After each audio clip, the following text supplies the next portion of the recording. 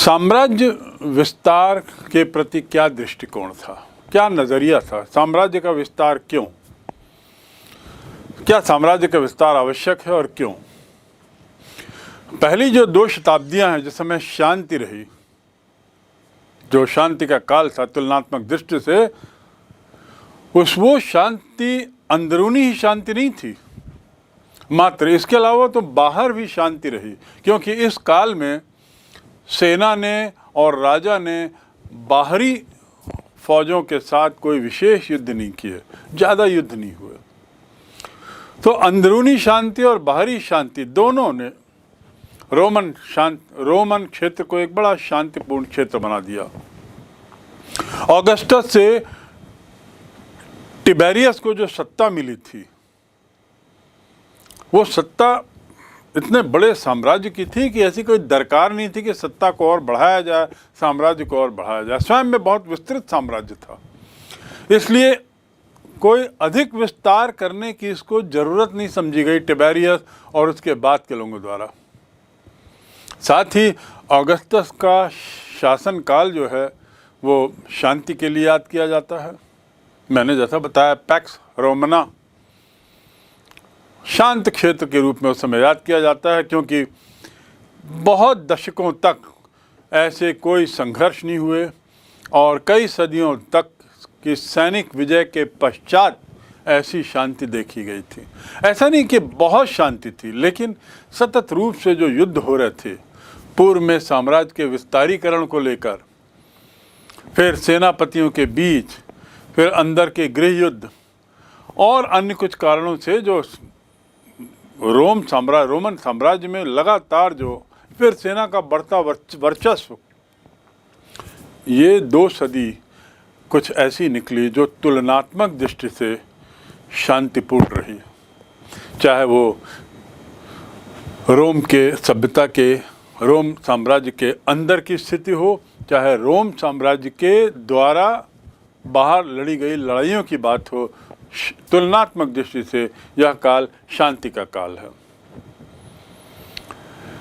साम्राज्य विस्तार में केवल एक ही अभियान हुआ ट्रोजन के द्वारा। ट्रोजन बहुत प्रसिद्ध राजा ये भी हैं ऐतिहासिक दृष्टि से, केवल इन्होंने ही एक अभियान किया था 113-117 ईस्वी में, और उसमें उन्होंने फरात नदी, फरात कौन सी नदी है, यदि आप नक्शे में देखें तो फरात नदी और दजाल नदी, टाइग्रिस और एक और 2 नदियों के साथ का जो क्षेत्र है इराक में, इधर की नदियों को फरात नदी कहते हैं।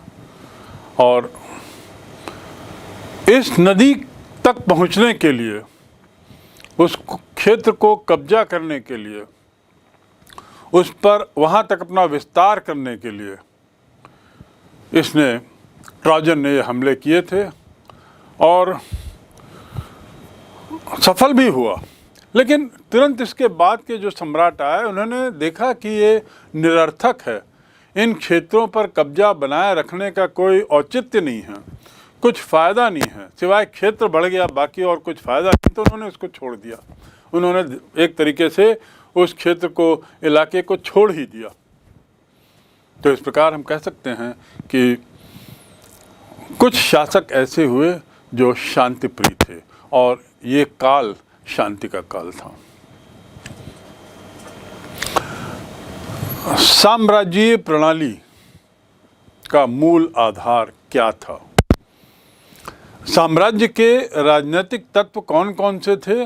राजा, सभा, रिपब्लिक, सेनेट, और उसके साथ ही हमने देखा सेनेट के बाद फिर सेना, और इनके बीच में जो उतार चढ़ाव हो रहा था, उस उतार चढ़ाव को भी हमने समझा। अब हम थोड़ा देखें कि साथ ही हमने ये भी जाना कि इनका क्या नज़रिया था विस्तार के प्रति। कोई विस्तार के लिए कोई विशेष इनका मोह नहीं था, क्योंकि साम्राज्य इतना बढ़ चुका था। अब हम आगे बढ़ते हैं कि इनकी प्रणाली का जो मूल आधार, इनकी राज व्यवस्था जो थी, इसका मूल आधार क्या था? मूल आधार था नगर, सिटी। आपने पिछले अध्याय में पढ़ा होगा सिटी स्टेट, शहर केंद्र होता था किसी एक राज्य का।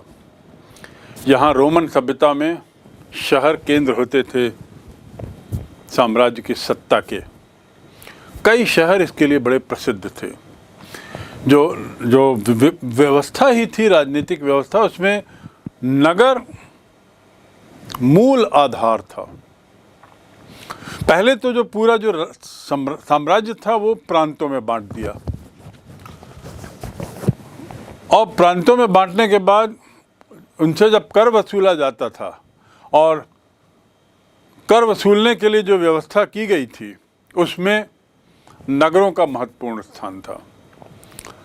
रोम जब अपने चरमोत्कर्ष पर था, रोम जब अपने पराकाष्ठा पर था, तो स्कॉटलैंड से लेके आर्मीनिया की सीमा तक और सहारा से लेके फरात तक, और बल्कि कभी कभी उससे आगे भी फैला हुआ इतना बड़ा एम्पायर था। देख लेंगे स्कॉटलैंड कहाँ है, इंग्लैंड से लगा हुआ, स्कॉटलैंड से लेके आर्मीनिया। और यहाँ पर जो इसकी सीमा है उसकी बात करें तो सहारा मरुस्थल, उत्तरी अफ्रीका का एक कोना, वहाँ से लेकर फरात नदी तक, यूफ्रेटस और टाइग्रिस, ये दो नदियाँ थीं जो दजाल और फरात नदी कहलाती हैं। अंग्रेजी में से यूफ्रेटस और टाइग्रिस नदियाँ कहते हैं। इतने विस्तृत क्षेत्र में, इतने विशाल काय क्षेत्र में, विश्व के सबसे बड़े साम्राज्य के क्षेत्र में, उसको चलाने के लिए नगर व्यवस्था का जरिया अपनाया गया था, जिसमें नगर केंद्र होता था। साम्राज्य के कुछ मुख्य नगर थे, उनके माध्यम से इसके आसपास के क्षेत्रों को नियंत्रित किया जाता था। उस जमाने में ऐसी कोई सरकार नहीं थी जैसे हम आज देखते हैं, जिसमें मंत्री हो, मंत्री परिषद हो, आदि आदि। उस जमाने में कुछ दूसरी व्यवस्था थी। जैसा मैंने बताया कि सेनेट काउंसिल के माध्यम से काम होता था। संपूर्ण साम्राज्य में पूरा जो इतना बड़ा जो फैलाव है, इसमें कई नगर बसाए गए, कई नगर स्थापित किए गए, जैसे कार्थेज, सिकंदरिया, एंटियोक, रोम तो था ही, और इसके अलावा कुछ और शहर जो इसमें आप देख रहे हैं, ये सब मात्र इसलिए बसाए गए, मात्र इसलिए विकसित किए गए ताकि ये अपने आसपास के क्षेत्र का केंद्र बन जाएं, क्योंकि उस जगह की सत्ता पर नियंत्रण नगर का हुआ करता था। इन नगरों की स्थापना उस समय की जो व्यवस्था थी, साम्राज्यिक व्यवस्था, राजनीतिक व्यवस्था, उसका मुख्य आधार थी। इन्हीं शहरों के माध्यम से सरकार गांव तक पहुंचती थी, कर लेती थी, और कर एकत्रित कर उसका उचित नियोजन करती थी। पर सरकार इस रूप में नहीं थी जैसा कि हम वर्तमान में जानते हैं। इस बात को बिल्कुल स्पष्ट रखें। सरकार मतलब शासन, तत्कालीन शासन, जिसमें काउंसलर होते थे।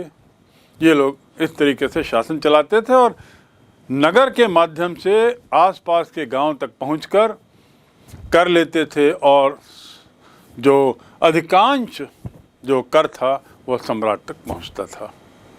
इसका अर्थ ये हुआ कि स्थानीय उच्च वर्ग जो था, रोमन साम्राज्य को कर वसूली और प्रशासन के क्षेत्र में अपनी जगह में काफी सहायता देते थे, बड़ी सक्रिय सहायता देते थे। दूसरी और तीसरी शताब्दी की बात करें तो इस दौरान अधिकतर प्रशासक, अधिकतर सैनिक इन्हीं उच्च प्रांतीय वर्गों से होते थे। अर्थात एक परिवर्तन हम यहां देखते हैं साफ, बहुत बड़ा परिवर्तन, कि प्रशासक और सैनिक अफसर, उनका अब जोर बढ़ता है और वो प्रांतीय वर्गों से आने लगते हैं। इनके आने का परिणाम क्या हुआ? इनके आने से यह हुआ कि एक नया संभ्रांत वर्ग सामने आया। एक नया वर्ग जो संभ्रांत वर्ग माना जा सकता है, और एक तरीके से हम उसे अभिजात वर्ग का हिस्सा मान सकते हैं, जो कि सेनेट की तुलना में कहीं अधिक शक्तिशाली हो गया। यानी सेनेट की तुलना में अब सैनिक अफसर और प्रशासनिक अधिकारी ज्यादा ताकतवर हो गए। इसका कारण क्या था कि जो सम्राट थे वे लोग इन्हीं को अब समर्थन दे रहे थे। और क्यों कर रहे होंगे ऐसा, यदि हम सोचें तो शायद इसके पीछे कारण था कि वे सेनेट के सदस्यों के अधिकारों से परेशान हो चुके थे और इसीलिए वो एक सैनिक सत्ता स्थापित करना चाहते थे और इसीलिए उन्होंने सेनेट की तुलना में इन्हें ज्यादा महत्व दिया। सम्राट गैलिनस जो 253 से 268 ईस्वी यानी लगभग 15 वर्ष उन्होंने शासन किया, ये सम्राट गैलिनस तो निश्चित रूप से नए वर्ग को ही अधिक महत्व देते थे। उन्होंने बड़ा स्पष्ट कर दिया था कि उनके लिए सेनेटर्स की तुलना में सैनिक वर्ग, प्रशासकीय वर्ग ज्यादा महत्वपूर्ण है। सम्राट ने सेनेटरों को उच्च सैन्य पदों से हटा दिया और इस नए वर्ग को उच्च पद दिया ताकि साम्राज्य का नियंत्रण सेनेट के हाथ में न जाने पाए। अर्थात पूर्व में जो सैनिकों के ऊपर उच्च पदों पर, सेना के उच्च पदों पर जो सेनेट के सदस्यों को बैठाया जाता था, अब उन्हें हटाकर वे पद भी सैनिकों को दिए जाने लगे, सेना से संबंधित लोगों को दिए जाने लगे। तो कल्पना कर सकते हैं कि किस प्रकार सेनेट का जो प्रभाव है वो कम किया जाने लगा और सैनिकों का प्रभाव बढ़ाया जाने लगा। और इसके पीछे कारण यह था कि हर सम्राट चाहता था कि सेनेटरों के हाथ में साम्राज्य का नियंत्रण न जाए। संक्षेप में हम ये कह सकते हैं कि कम से कम तीसरी शताब्दी तक, जैसा मैंने पहले बताया, इतावली मूल के लोगों का प्रभुत्व था। यानी लगभग आधे लोग तो इतावली थे। कब तक? तीसरी सदी तक, 300 ईस्वी के आसपास तक। लेकिन बाद में अब ये सैनिक पदों पर सैनिकों को पदस्थ करने से स्थितियां बदली। बाद में प्रांतों से लिए गए सेनेटर जो थे वो बहुसंख्यक हो गए और इतावली जो सेनेटर्स थे उनकी संख्या कम होने लगी। प्रांतीय प्रभाव अब यहां दिखाई देने लगा। इन बदलती परिस्थितियों से बिल्कुल साफ होता है कि साम्राज्य में राजनीतिक और आर्थिक दोनों ही दृष्टि से इटली का पतन होना शुरू हो गया। भूमध्य सागर के अपेक्षाकृत अधिक समृद्ध और शहरीकृत भागों जैसे स्पेन के दक्षिण हिस्से, अफ्रीका और पूर्वी भागों में नए संभ्रांत लोगों का उदय हो रहा था। आप ये नक्शा यदि देखें तो नक्शे में आप पाएंगे कि इटली का प्रभाव कम होते जा रहा है और उसकी तुलना में पूर्वी हिस्से का प्रभाव बढ़ रहा है, दक्षिणी हिस्से का प्रभाव बढ़ रहा है। यानी अफ्रीकन जो पैच है जो ऊपर आप देख रहे हैं, यहां के लोगों का प्रभाव बढ़ने लगा था। तो एक तरीके से हम कह सकते हैं कि शिफ्टिंग ऑफ पावर दिख रहा है। इतावली लोगों के हाथ से सत्ता खिसकती नजर आ रही थी और वह अब पूर्वी लोगों की तरफ ज्यादा केंद्रित हो रही थी। रोम की यदि बात करें तो ये एक ऐसा शहरी केंद्र था, क्योंकि रोम इटली में है यानी पश्चिम में है, उस क्षेत्र में है जहां का प्रभाव कम होने लगा था। तो रोम की क्या स्थिति थी? क्योंकि रोम एक ऐसा शहर था जिसका अपना मजिस्ट्रेट था, जिसका अपना नगर परिषद था और एक अपना सुनिश्चित राज्य क्षेत्र था। उसका एक अपना राज्य क्षेत्र था जिसमें उसके अधिकार में आने वाले कई ग्राम शामिल थे। ये रोम की खासियत है। रोम का अपना ही पूरा एक तरीके से प्रशासन प्रणाली थी। इस प्रकार किसी भी शहर के अधिकार क्षेत्र में कोई दूसरा शहर नहीं हो सकता था, गांव ही होते थे, उनके अंतर्गत गांव ही होते थे। इस बात को आप ख्याल रखेंगे। आमतौर पर जो शाही अनुकंपा अथवा नाराजगी के कारण गांव का दर्जा बढ़ा दिया जाता था, उन्हें शहरों का दर्जा और शहरों को कई बार ग्रामों का दर्जा दे दिया जाता था। यानी जो राजा थे ये अपने उस प्रभाव का उपयोग करते थे जिसके तहत वे दर्जा बदल देते थे। शहरों को ग्राम का दर्जा दे देते थे, ग्रामों को शहर का दर्जा दे देते थे, और इसके पीछे उनका उस शहर या गांव के प्रति लगाव या अनुकंपा की आवश्यकता आदि कारण होते थे। ग्रामीण इलाकों की तुलना में शहरों में बेहतर सुविधाएं होती थी और वैसा आज भी प्रचलित है। तो ये कोई नई बात नहीं थी कि शहरी इलाके ज्यादा विकसित थे। सार्वजनिक स्नान गृह एवं मनोरंजन, ये रोम के शहरी जीवन की एक बड़ी खास विशेषता थी। स्नान गृह सार्वजनिक बने हुए थे और सार्वजनिक होने का तात्पर्य कि सभी के लिए खुले थे, और इस प्रकार वहां पर स्नान तो होता ही था, वो एक तरीके का केंद्र बन गया था जहां लोग इकट्ठे होकर अपनी बातचीत करते थे, एक दूसरे से मिलते थे, विचार विमर्श करते थे आदि आदि। तो स्नान गृह इस रोमन सभ्यता के का एक बहुत अहम बिंदु था, बहुत अहम विशेषता थी, और ये वैसे तो शहरी जीवन तक ही सीमित था। विचार विमर्श, बातचीत के अलावा शहरी लोग इस जगह का उपयोग अपने मनोरंजन के लिए भी करते थे।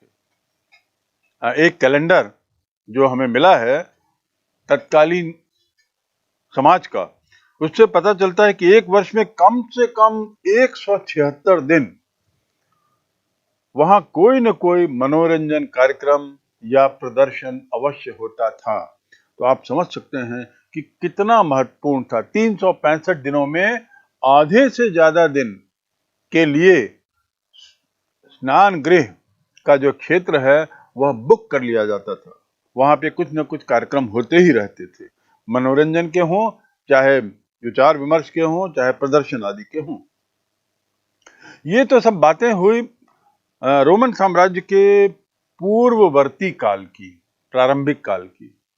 अब थोड़ा हम बढ़ते हैं 400 से 700 ईस्वी, चौथी शताब्दी से 7वीं शताब्दी, और उसे हम नाम दे सकते हैं रोमन साम्राज्य का परवर्ती काल, अर्थात वह काल जिसे हम चौथी सदी से 7वीं सदी तक का मान सकते हैं। ये तो वो काल है जिसमें बहुत सारे परिवर्तन हुए। स्वाभाविक है, जब एक विकास होता है, चौथी सदी के बाद से विकास होता है, और जब वो अपनी चरम सीमा पे होता है तो विभिन्न सांस्कृतिक बदलाव देखने को मिलते हैं। किसी भी सभ्यता में विभिन्न राजनीतिक बदलाव देखने को मिलते हैं, विभिन्न आर्थिक बदलाव देखने को मिलते हैं, नए नए कार्य क्षेत्र पैदा होते हैं, नया नया कौशल पैदा होता है। स्वाभाविक था वो यहाँ भी होना था। तो ये बात, ये जो काल है परवर्ती काल, ये एक तरीके से परिवर्तन का काल है, इसीलिए इसे परवर्ती काल कह सकते हैं, परिवर्तन का काल। एक परिवर्तन तो हमने देखा ही कि अब इटली का प्रभाव क्षेत्र रोमन सभ्यता में कम होने लगा था, और उसके बदले अब पूर्वी क्षेत्र का प्रभाव बढ़ने लगा था, उत्तरी अफ्रीका के क्षेत्र का प्रभाव बढ़ने लगा था। तो सांस्कृतिक स्तर पर इस समय लोगों के धार्मिक जीवन में सबसे ज्यादा परिवर्तन हुए, जिनमें से एक था सम्राट कॉन्स्टेंटाइन द्वारा ईसाई धर्म को राजधर्म बना लेने का निर्णय। इस बात को ध्यान रखेंगे कि रोमन सभ्यता के बाद के काल में राजा कॉन्स्टेंटाइन, सम्राट कॉन्स्टेंटाइन, इन्होंने ईसाई धर्म को राजधर्म घोषित किया। ये एक बहुत बड़ा परिवर्तन हम इस काल में देखते हैं, धार्मिक परिवर्तन। और निश्चित रूप से यदि ईसाई धर्म को राजधर्म घोषित किया है तो इसका परिणाम सब सांस्कृतिक गतिविधियों में भी पड़ेगा, और इस प्रकार बहुत सारे सांस्कृतिक परिवर्तनों का कारण ईसाई धर्म का राजधर्म होना कह सकते हैं। इनमें से एक सम्राट कॉन्स्टेंटाइन ने तो ईसाई धर्म को राजधर्म बनाने का निर्णय लिया, और उसके अलावा एक दूसरा कारण भी जो था, 7वीं सदी यदि आपको याद होगा, यानी 600 ईस्वी के बाद का काल, ये काल किस लिए जाना जाता है? यदि आप थोड़ा सा गौर से पढ़े होंगे तो आप पाएंगे कि ये वही काल है जब इस्लाम का प्रादुर्भाव हुआ। 620-22-24 के बाद इस्लाम धर्म की शुरुआत होती है और बस वहीं से फिर एक तरीके से इस्लामिक प्रभाव बढ़ने लगता है। तो ये एक दूसरी बहुत बड़ी घटना थी इस काल की कि 7वीं सदी में इस्लाम का उदय हुआ और उसके पहले कॉन्स्टेंटाइन द्वारा ईसाई धर्म को राजधर्म घोषित किया गया। ये तो हुआ सांस्कृतिक क्षेत्र का बदलाव संक्षिप्त में। लेकिन यदि ये सांस्कृतिक बदलाव हुए हैं तो निश्चित रूप से अन्य क्षेत्रों में भी बदलाव हुए होंगे। राज्य के ढांचे में भी वैसे ही बहुत सारे परिवर्तन हुए और राजनीतिक परिवर्तन का जो श्रेय है वो मुख्यतः जाता है सम्राट डायोक्लिशियन को। सम्राट डायोक्लिशियन जिनका काल 284 से 305 यानी लगभग 20 वर्ष का काल है। इस समय राजनीतिक परिवर्तन देखे गए। सांस्कृतिक परिवर्तन की बात करें तो कॉन्स्टेंटाइन, राजनीतिक परिवर्तन की बात करें तो डायोक्लिशियन। चलिए इस पर इन दोनों सम्राटों पर हम थोड़ा और ज्यादा जान लेते हैं क्योंकि ये दोनों सबसे ज्यादा महत्वपूर्ण सम्राट थे। शुरुआत करते हैं डायोक्लिशियन से क्योंकि ये कॉन्स्टेंटाइन से पहले आए थे। जैसा मैंने बताया इनका काल है डायोक्लिशियन का 284 से 305। इस सम्राट ने देखा कि रोमन साम्राज्य का विस्तार बहुत ज्यादा हो गया है, मतलब जरूरत से ज्यादा उसका विस्तार हो गया है और इस अतिरिक्त विस्तार का कुछ फायदा नहीं हो रहा है। यदि कोई साम्राज्य बढ़ाता है तो उस बढ़े हुए क्षेत्र से या तो वो सामरिक दृष्टि से उसका महत्वपूर्ण होने के कारण उसको रखता है या आर्थिक दृष्टि से संसाधनों का भंडार हो तो उस या वहां से जनसंख्या इतनी हो कि कर आदि का लाभांश काफी मिले। तो ऐसा कुछ न कुछ कारण हो जिसके कारण मैं अतिरिक्त क्षेत्र पर अपना कब्जा बनाए रखूं। लेकिन डायोक्लिशियन ने पाया कि मात्र एम्पायर ही बड़ा नहीं हो गया है, मात्र एम्पायर ही इतना विस्तृत विशाल नहीं हो गया है, बल्कि उसके कई क्षेत्र आर्थिक दृष्टि से सामरिक दृष्टि से कोई महत्व नहीं रखते, यानी वो बेमानी है।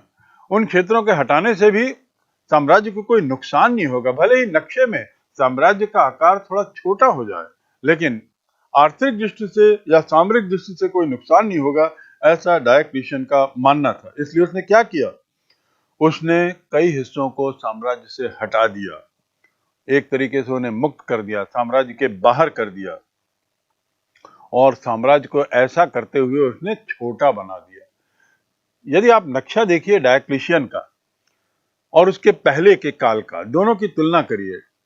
पहले के काल का नक्शा बड़ा दिखता है और डायोक्लिशियन के समय उसके नक्शे को देखने से ऐसा लगता है मानो उसे पराजय झेलनी पड़ी थी, पर ऐसा नहीं है। ये उसकी बुद्धिमानी थी, बुद्धिमत्ता थी कि उसने ये निर्णय लिया कि व्यर्थ में जो क्षेत्र उसके उसमें जुड़े हुए हैं साम्राज्य में और कर आदि का कोई फायदा नहीं हो रहा, उल्टा वहां खर्च करना पड़ता है, दूसरी जगह से लिए हुए कर को वहां लगाना पड़ता है, तो उसने उन क्षेत्रों को मुक्त कर दिया और अपना साम्राज्य को उसने वॉलंटरीली स्वेच्छा से छोटा किया। उसने इसके अलावा जो सीमाएं थी उन सीमाओं में क्या किया, किले बनवाए, प्रांतों का पुनर्गठन किया और सैनिक एवं असैनिक कार्यों को अलग किया। तो इस प्रकार हम देखते हैं कि डायोक्लिशियन ने काफी महत्वपूर्ण राजनीतिक परिवर्तन किए थे। वो राजनीतिक परिवर्तन के लिए जाना जाता है। पहला परिवर्तन साम्राज्य को छोटा करना, दूसरा परिवर्तन साम्राज्य की सीमाओं पर किले बनवाना, तीसरा प्रांतों का पुनर्गठन करना। निश्चित रूप से जब क्षेत्र छोटा किया तो जो सीमांत के जो प्रांत थे उनको फिर से उसने पुनर्संगठित किया और पूरे साम्राज्य का नक्शा बदल दिया उसने, अंदरूनी नक्शा, और प्रांतों का पुनर्गठन किया। और अगला काम उसने क्या किया, सैनिक कार्य और गैर सैनिक कार्य, सैनिक कार्य और असैनिक कार्य, इन दोनों को बिल्कुल स्पष्ट रूप से अलग कर दिया। सैनिक कार्यों में आपको याद होगा कि पहले सेनेटरों को उच्च पद दिया जाता था, यहां इसने उसको बिल्कुल बंद करवा दिया।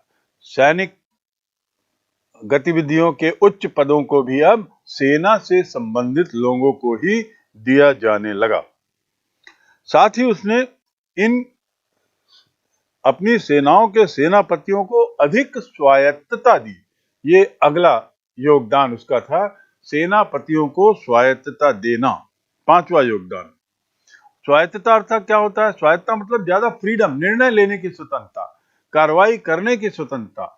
अब सेनापतियों को कुछ कम हद तक अपने से ऊपर के राजा से अनुमति या सूचना आदि लेनी पड़ती थी।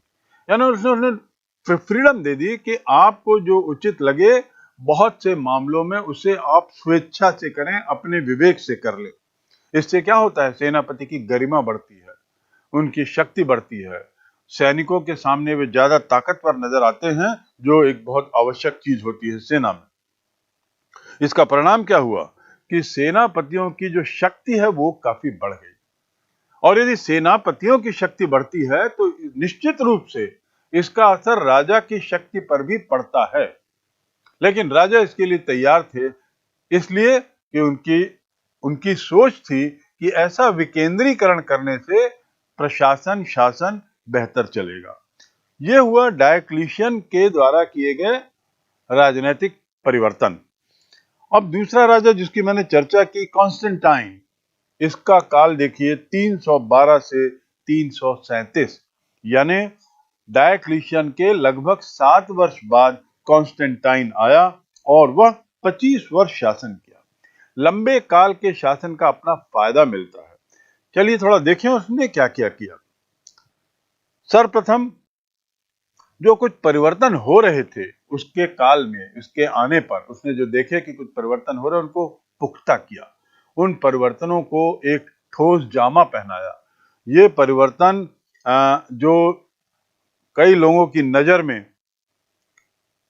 उचित अनुचित की परीक्षा के दौर से गुजर रहे थे, उसने उन्हें सुनिश्चित किया कि ये परिवर्तन स्थायी हो जाए।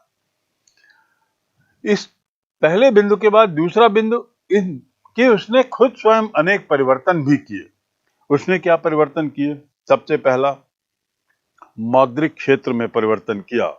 मुद्रा के क्षेत्र में मुख्य परिवर्तन लाने का श्रेय कॉन्स्टेंटाइन को जाता है। उसने क्या परिवर्तन किया? सॉलिडस नाम का एक नया सोने का सिक्का चलाया। सॉलिड से याद रखें, SOLID, सॉलिड यानी ठोस। उससे उसने सॉलिडस नाम का नया सिक्का चलाया, वो भी सोने का। और ये जो सिक्का था 4.5 ग्राम शुद्ध सोने का हुआ। ये सिक्का रोमन साम्राज्य समाप्त होने के बाद भी चलता रहा, यानी इतना इस सिक्के की महत्ता हो गई, ये सिक्का इतना महत्वपूर्ण हो गया कि रोमन साम्राज्य समाप्त होने के बाद भी ये सिक्के चलते रहे, जिसका नाम क्या था? सॉलिडस, 4.5 ग्राम। और भारी मात्रा में सिक्के चलाए, लाखों करोड़ों की संख्या में इन सिक्कों का निर्माण किया और सुनिश्चित किया कि हर क्षेत्र में, साम्राज्य के हर क्षेत्र में ये सिक्के पहुंच जाएं और किसी तरह की कमी ना हो, इच्छुक लोगों को ये सिक्के मिल जाएं। ये तो हुआ कॉन्स्टेंटाइन का पहला महत्वपूर्ण कार्य। दूसरा महत्वपूर्ण कार्य, कॉन्स्टेंटिनोपल। ये देखिए नक्शे में, आप देखिए कॉन्स्टेंटिनोपल कहाँ है। इसे हिंदी में कुस्तुनतुनिया भी कहते हैं। कुस्तुनतुनिया में वहां पर नए शहर का निर्माण किया। वहां पहले कुछ भी नहीं था, उसने एक नया शहर ही बनाया जिसका नाम उसने दिया कुस्तुनतुनिया या कॉन्स्टेंटिनोपल। तो इस प्रकार ये उसका दूसरा महत्वपूर्ण योगदान।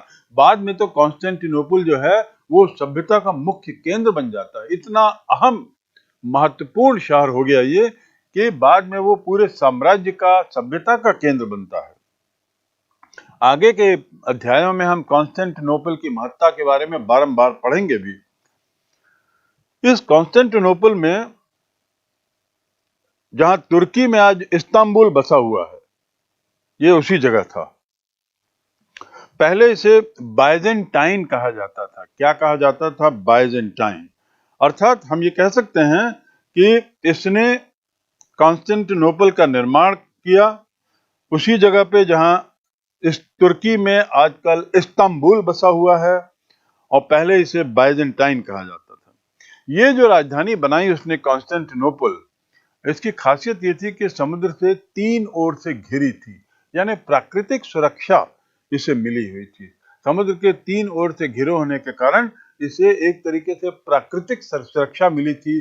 सामरिक दृष्टि से ये बड़ा सुरक्षित क्षेत्र था। अब एक समस्या जो यहां हुई वो ये थी कि इस नई राजधानी के लिए नया सेनेट चाहिए था, और इस नए सेनेट की जरूरत का परिणाम क्या हुआ कि 4वीं शताब्दी में शासक वर्गों का बड़ी तेजी से विस्तार होता है। क्या होता है? बड़ी तेजी से शासक वर्गों का विस्तार होता है। जितने शासक वर्ग में जितने लोग थे, अब नए नए लोग उस शासक वर्ग में जुड़े, और वो जुड़ने का कारण क्या था? नए सेनेट की आवश्यकता। नए सेनेट की जरूरत क्यों थी? क्योंकि कॉन्स्टेंटिनोपल जो राजधानी थी उसके लिए नए सेनेट की आवश्यकता थी। तो अगला परिवर्तन, अगला महत्वपूर्ण परिवर्तन इसके द्वारा जो किया गया वह था शासक वर्ग में विस्तार, सेनेट के कारण। इसके बाद अगला और परिवर्तन, चौथा परिवर्तन, पुरातात्विक स्रोतों से हम ये देखा है कि इस युग में उद्योग धंधों का भी बड़ी तेजी से विकास हुआ। बहुत तेजी से एक तरीके से इंडस्ट्रीज, उद्योग, तत्कालीन उद्योगों का विकास हुआ। नए नए उद्योग सामने आए, नया वर्ग सामने आया जो इन उद्योगों में अपने को जिसने खपाया, और बाद में तो ये उद्योग वर्ग जो है बहुत शक्तिशाली बना। इसकी शुरुआत हम कहां से देखते हैं? 4वीं सदी से, और इसका श्रेय जाता है कॉन्स्टेंटाइन को, जिसके नाम से कॉन्स्टेंटिनोपल बना था।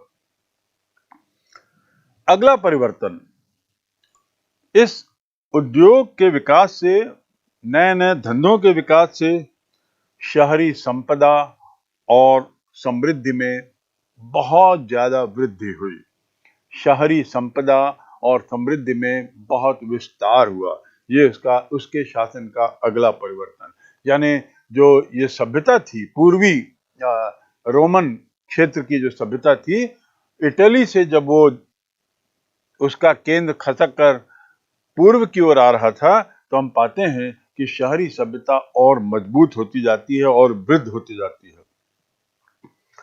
शासन जो करते थे, शासन करने वाले कुलीन पहले से अधिक संपन्न और ज्यादा शक्तिशाली हो गए, क्योंकि वे लोग अब उद्योग में भी ध्यान देने लगे, और साथ में उन लोगों को बहुत सारी स्वायत्तता भी दी गई थी। जैसा मैंने पूर्व में बताया, परिणाम क्या होता है कि जो कुलीन वर्ग था, शासक वर्ग जो था, ये लोग और ज्यादा शक्तिशाली हो गए और ज्यादा समृद्ध हो गए।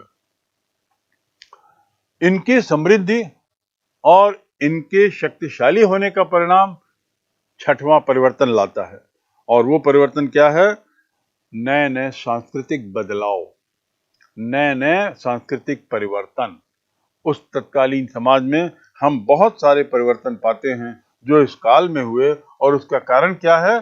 केवल यही कि शहरीकरण इस काल में काफी होता है, और शहरीकरण के कारण नए उद्योग आते हैं, धन आता है, विकास होता है, कौशल आता है, और इसका असर लोगों के जीवन शैली में साफ दिखाई देता है। ये जो साम्राज्य है, इसके ईसाईकरण को लेकर हम कह सकते हैं कि एक बड़ी क्रमिक प्रक्रिया थी। बहुत धीरे धीरे धीरे धीरे चली, क्रमवार चली, और कॉम्प्लेक्स थी। कॉम्प्लेक्स होने का कारण तो आप देखते हैं कि जो समाज था वह स्वयं बड़ा कॉम्प्लेक्स था। 3 महाद्वीपों में फैला हुआ समाज, जिनके बीच में स्वयं में संवाद की विभिन्नता तो थी, लेकिन एकीकरण का प्रयास था, उसको पूरे को बांधने का प्रयास था। उसके तहत ये कॉम्प्लेक्स प्रोसेस शुरू हुआ, और धीरे धीरे क्षेत्र ईसाई बहुल होने लगा। बहुदेववाद, बहुत सारे ईश्वर, इसका प्रचलन था, और ईसाई धर्म तो एक ईश्वर में विश्वास करता है। पर बहुदेववाद जो है, many gods, वे मूलतः पश्चिम में थे और वहाँ पे तुरंत गायब नहीं हुआ। बहुदेववाद की कल्पना बड़े क्रमिक तरीके से धीरे धीरे हटाई गई, धीरे धीरे हटी। दूसरे शब्दों में ईसाईकरण की प्रक्रिया धीरे धीरे हावी हुई यहाँ पर। हालांकि ईसाई धर्म और तत्कालीन प्रचलित बहुदेववादी मतांतर और जो धार्मिक रीति रिवाज थे, इनके बीच में सतत रूप से विरोध होता रहा, सतत रूप में संघर्ष होता रहा। दोनों अलग अलग विचारधारा के थे, दोनों में टकराव होता रहा। लेकिन चौथी सदी में जो इस समय की विभिन्न धार्मिक समुदाय थे, उनके बीच की ये सीमाएं उतनी कठोर नहीं थी, उतनी कड़ी नहीं थी। पर बाद में ईसाई धर्म के जो पादरी होते हैं, जिन्हें बिशप कहते हैं, ईसाई धर्म के जो मुखिया होते हैं, उनकी कठोरता हावी होने लगी।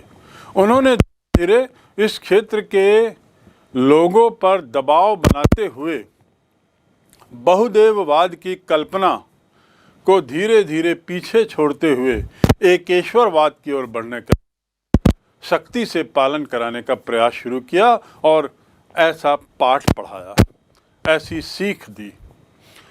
जनता पश्चिमी भाग की तुलना में पूर्वी भाग में ज़्यादा सुखी थी, ज़्यादा खुशहाली थी। ये इस बात का परिचायक है कि ईसाईवाद जो है वो पहले पश्चिम में शुरू हुआ और वहाँ ज़्यादा कठिनाई हुई इस बात को लेकर। आखिर कारण क्या था, ये फिर हम आगे ही समझेंगे। अभी इतना हम समझ लें कि ईसाइयों को बड़ी कठिनाई हुई पश्चिमी क्षेत्र में ईसाईवाद, ईसाई धर्म को लादने में, जनता पर उसको पहुँचाने में। 540 ईस्वी के आसपास भूमध्य सागर का जो क्षेत्र है, जो आप देख रहे हैं, यहाँ पर प्लेग हुआ और प्लेग से बहुत लोग मौत में समा गए, बहुत लोगों की मृत्यु हो गई। ये एक बड़ी घटना इस क्षेत्र में हुई, पूर्वी क्षेत्र में, जो अन्यथा अदरवाइज जो शांतिप्रिय क्षेत्र था और खुशहाल क्षेत्र था।